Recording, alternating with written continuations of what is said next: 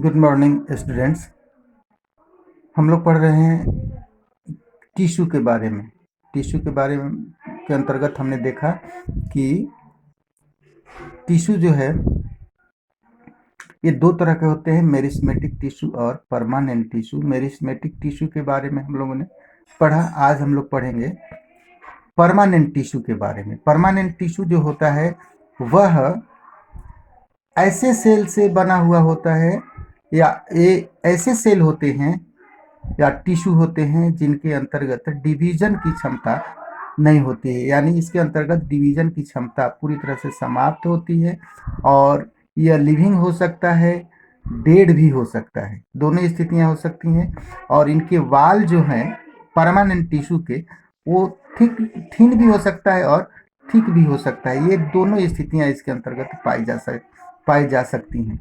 दूसरी बात है कि परमानेंट टिश्यू जो है यह डिफरेंशिएशन के बाद बनता है, यानी मेरिस्मेटिक टिश्यू के।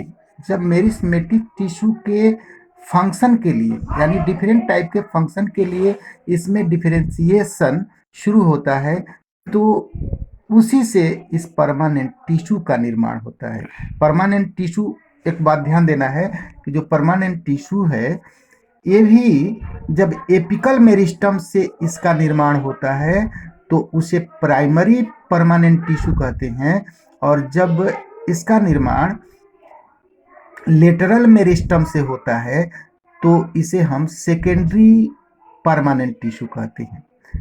और फिर ध्यान देने की बात है कि जो डाइकोटिलिडन्स और जिम्नोस्पर्म्स है उसके अंतर्गत कैम्बियम प्रेजेंट होता है और इसके अंतर्गत सेकेंडरी ग्रोथ होता है, यानी सेकेंडरी ग्रोथ के लिए कैम्बियम आवश्यक होता है।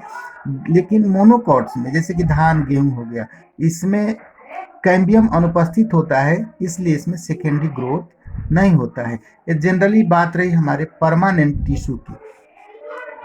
अब बात है कि परमानेंट जो टिश्यू है ये मुख्य रूप से दो क्लास में डिवाइड किए गए हैं, simple tissue, simple permanent tissue और कॉम्प्लेक्स परमानेंट टिश्यू। सिंपल, पहले बात करते हैं हम लोग सिंपल परमानेंट टिश्यू की। सिंपल परमानेंट टिश्यू के अंतर्गत होता है, इसको डिवाइड किया गया है पेरेन्काइमा में, कोलेन्काइमा में और स्क्लेरेन्काइमा में। सबसे पहले बात करते हैं हम लोग पेरेन्काइमा की। पेरेन्काइमा जो होता है यह जनरली लूजली पैक्ड होता है, इसकी दीवार जो होती है थीन होती है और सेलुलोज से बना होता है, और यह लिविंग होता है और found in all the soft part of the plant. और ये प्लांट के सॉफ्ट यानी मुलायम स्थान पर, मुलायम जगहों पर इस पेरेन्काइमा उपस्थित होता है और इसका मुख्य फंक्शन है कि यह भोजन का संग्रह करता है और यह पौधों को सपोर्ट प्रदान करता है, सहारा देता है।